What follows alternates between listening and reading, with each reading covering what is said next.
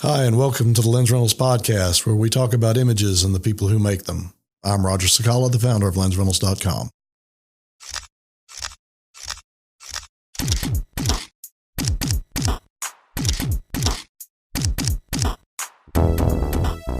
Hi, I'm Roger Sakala, and welcome to the Lensrentals podcast. Today I get a treat because we're going to talk about the history of photography.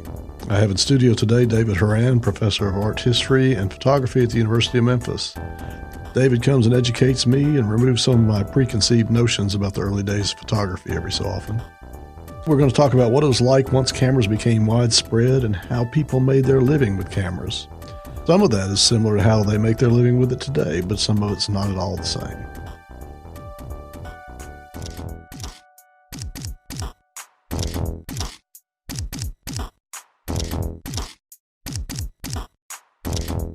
We're setting things up again to talk about the history of photography as it began, as it became widespread.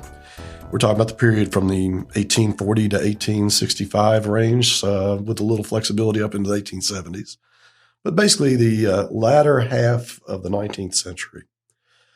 And in these days, most cities had a photographer of any sort. Large cities had many photographers. And there were a lot of itinerant photographers who would be traveling from town to town. It basically loaded up a wagon. Yeah. Yep. And sometimes they would stay weeks in a town sometimes, or just a couple of days. Yeah, they would go in, make images. It depends on the process.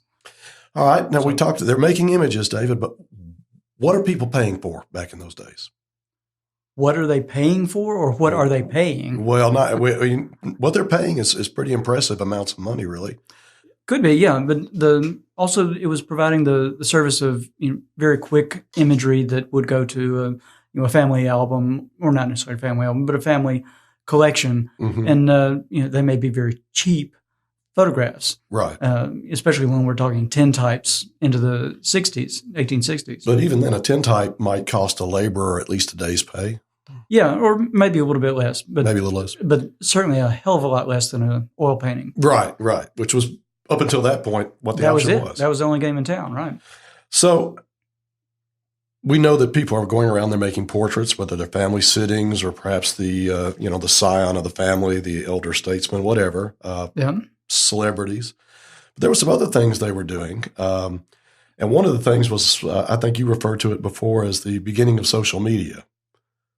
We were seeing the carte de visite come along, but until then, emulsions were still slow, and the postmortem portrait was really the first portraiture sittings that were taking place because people could stay still. They're dead. They don't move around too much. Occasional a few, jerks and twitches here as rigor mortis sets in. I think there's several things that go with that. One, of course, is the last memory of a loved one. And often there is no picture existing, whereas we may have thousands of pictures of our parents or whatever. Yeah. And it really changed the way we observed our own history and our own mortality. Mm-hmm. And before, if you had a painting of the family, you were definitely rich enough to afford it, or you were very, very lucky, or B, it just happened to have worked out that way. But now we could really trace our own mortality and say, this was your grandmother. You never met her, but she died before you were born, but this is what she looked like. And it changed our whole internal psychology. And that was a huge thing. I would guess that some photographers took as many postmortem portraits as they did living portraits. Probably more. Yeah. And, if you had a good studio that could amplify light and you could use relatively short exposures and put some blue bottles in the window to increase the sensitivity of the emulsion, you had to deal with long exposures. And if they could do 10 postmortem portraits a month, probably made their year. And we're talking about exposure times. I think it's important to kind of let people know what kind of exposure times we're looking at, even in good lighting in those days. Even in good lighting, we're talking tens of seconds. Mm-hmm. So portraiture was very difficult. And they had made all types of sort of medieval torture devices that would clamp behind people's heads and hold their bodices into an upright position. Not to mention they had to hold their breath and try not to blink. And that's one of the reasons, not the only reason, that expressions tend to be very flat in those days because... Or downright ugly. Yeah, downright ugly. But basically, you had to get an expressionless, I can hold this for 30 seconds look on your face. Yeah, exactly. It's sort of like going to have an x-ray done now where they tell you to hold your breath and tell you to breathe 20 seconds later. Right. And it's difficult. So postmortem had some advantages. It had some advantages. And social advantages and technical advantages, most definitely. Mm-hmm. I think the other thing that's important, this was a different era, and what we talk about is probably the most awful thing most parents can think of, the death of a child, was fairly common then. Oh, yeah.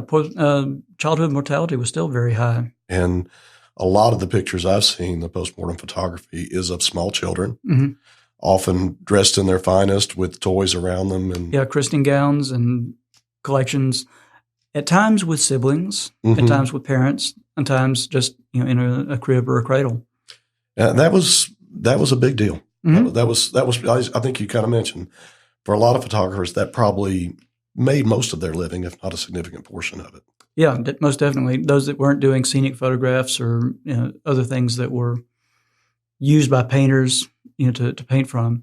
Yeah, the postmortem portraiture, as far as the genre was concerned, was pretty healthy income.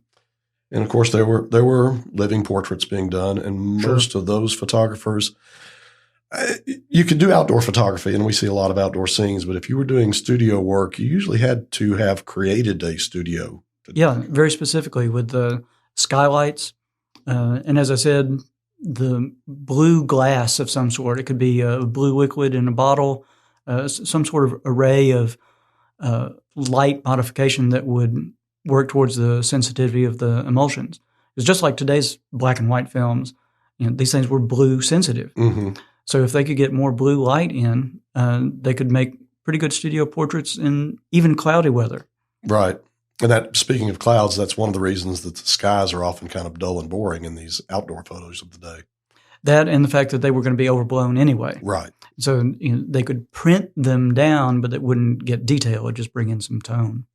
And I don't know the answer to this. I'm just curious. I haven't read about it. But were photographers using mirrors and things to try to amplify the incoming light? Occasionally some would, but that's pretty specular. And if you're trying to do a good portrait and you're glaring light in somebody's eyes, it's just as bad as having them to try not to blink. Yeah, don't blink for 30 seconds while I shine this light in your eye. Tear up and bite the bullet. Okay, and you mentioned the carte de visite. Yeah, the carte de visite was definitely an economic explosion. So as business cards have been around for generations, hundreds, thousands of years, actually.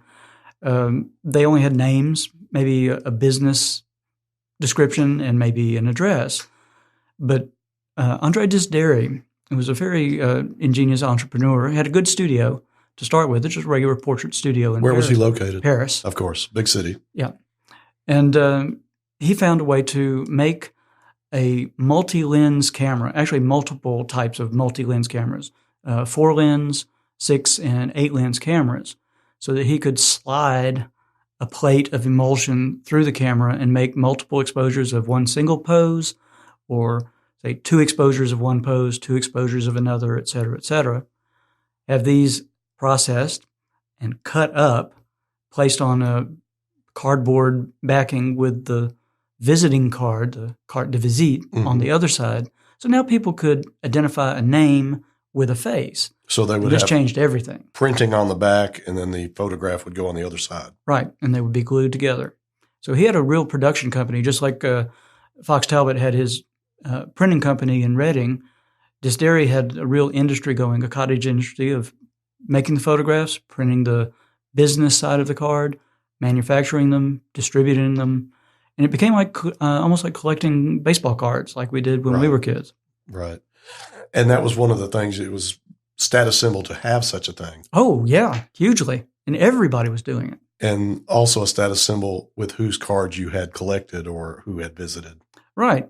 And some people were buying them just to collect. Queen Victoria was a huge collector of carte de visites, and she would place them in photo albums like we have family photograph albums, and would give those as gifts to visiting dignitaries. Oh, wow. So she was really enamored with the whole idea of photography. And she and Prince Albert were some of the big customers of the carte de visite manufacturers outside of just Disdéri. Now, I know this exploded throughout Europe and England. Was it a thing in the United States also? It was considerably. In fact, Matthew Brady did some work like that. In fact, Abraham Lincoln credited his election by the carte de visite that was photographed by Matthew Brady.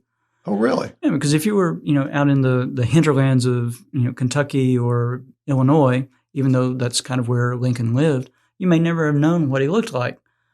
You would have heard maybe some of his stump speeches and that sort of thing, and whatever was printed in a newspaper, but you didn't know what the man looked like. So when the carte de visite could be passed around, not just by Lincoln, but by people who would work for him, people could say, I can't read, and I'm not really sure exactly, I don't understand what he's saying politically, but I see his face. I know him. I like the look of that man. I like the look of that man, Right. and so I guess I'll vote for him. You mentioned Matthew Brady. He's a fairly famous photographer, and I'm not sure everybody knows about him that should. Yeah, Brady certainly made a name for himself. He was quite good at self-promotion. But along with some of the other great portrait photographers in the United States, like Southworth and Hawes, who we had talked about before, Matthew Brady had two very large portrait studios in the United States, one in New York, one in Washington. And he sort of proclaimed himself to be the photographic historian of his time. He would, of course, later on go and do a lot of work in the Civil War and those sort of things. But he had a gallery, essentially, of, I think it was 500 illustrious Americans. So aside from just making portraits for the profit of it, he was sort of displaying this as his job as the historian. Was that also not a kind of a marketing thing? Your picture taken by the guy who took the famous guy's picture? Definitely, it was a marketing thing. He was as much a self-promoter as he was a promoter of history and all those sorts of things. Well, this seems like a place that we should take a quick break and talk about something else for a minute, and then we'll be back to finish this episode.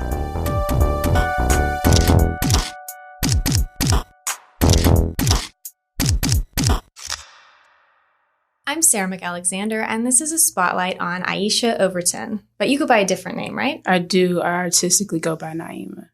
And what do you do here at Lensrentals? I'm a fulfillment associate. I clean a lot of the gear that goes in and out of here.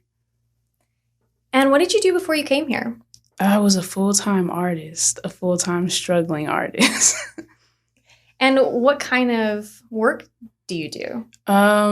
Traditionally, I do spray paint on canvas, mostly stencil art. My other medium would probably be acrylic, a little bit of oil, but spray paint is definitely my favorite. That sounds really interesting. Can you tell us about one of your favorite projects that you've done recently? My favorite project was a semi-mural. I only say semi because it wasn't that large, but it is outside. I did it in the North Memphis Valentine area. It's my first one that I've done that was that big, and it was of one of my favorite artists, which is Tupac. So that's probably my favorite project to date. That sounds really awesome. Would you say that you have like a dream gig? My dream gig, I actually think it would be a mural as well. I want it to be a really big mural that is solar powered so that it can operate on like some different type of lighting, but it's very energy efficient. So if you didn't have to work at all, do you think you'd be a full-time artist, or what would you be doing? Oh, yeah. I'm literally looking at so many videos and trying to learn a lot about solar panels right now because I really want to do that. So if I wasn't working full-time, I definitely would be doing that full-time. And do you have an upcoming project? I don't have any upcoming art projects, but I do have an event every year. It's called Trips. It will be coming up this coming December, the first Saturday in December. Can you tell us a little bit more about that event? Sure. This is the 4th year. I've had it every December. It started basically as a art and music exhibition, lots of live performances, food, artwork everywhere. It started as a little bit of a play on words, just because every room you go into the event, it's like you're taking a trip somewhere different. The lighting changes, the mood changes, but it's also a play on acid and just tripping acid. And if anybody's tripped acid, you know that it's definitely an experience no matter what you're around, no matter what's going on. So that's pretty much what it's centered around. Just want people to like come out and have a good time and I guess experience so many different things in one event. Awesome. And where can people find you and your work? You can definitely visit me at my website. It's wecomeinpeace901.com. You can also find me on Instagram. That's at Naima. That's at NAI.MASTE. And we'll go ahead and link those in the show notes so it's easy for people to find you. Thank you so much.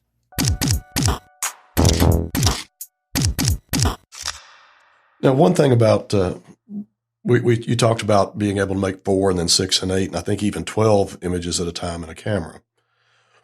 Was this a single plate? Did you have to reproduce it if you wanted 64 images? Did you have to have multiple settings back in those days?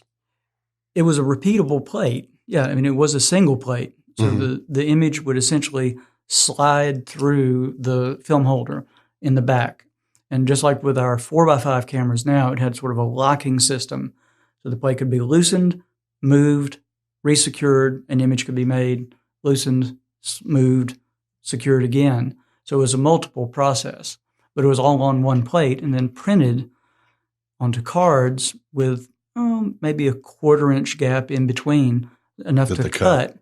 And then it was a very simple, almost mechanized process to dice them up and print them. Were these affordable? Could a middle-class person have such a thing done, or was it really an upper-class kind of thing? It started as a more expensive proposition, but as it grew, more and more people were able to afford them. It spread from the elite down first to the sort of, so we say the B-list and C-list celebrities. Well-to-do merchant or not necessarily royalty or... No, actors, performers, athletes, all these sorts of people. In fact, it built up what was sort of come to be known then as the cult of personality.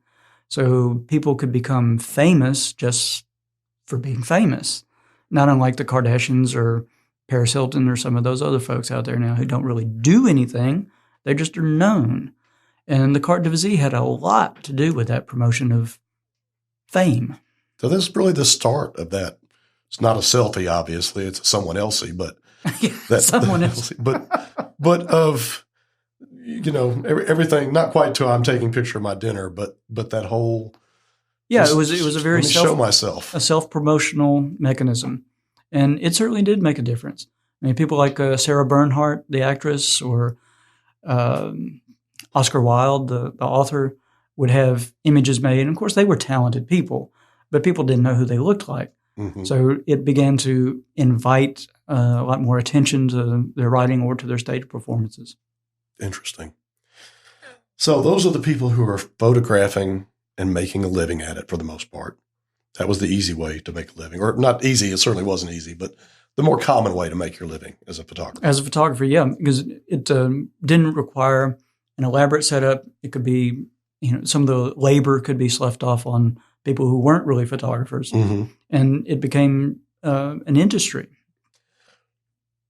Was there a way to make a living in landscape? I assume there were beginning to be travel photographers at this time? Yeah, there were scenic photographers who were maybe working freelance, if we want to call it that, or they were hired by academic services, by other individuals to go out and photograph, let's say, the pyramids of Giza or the hieroglyphs at Petra, something of that nature.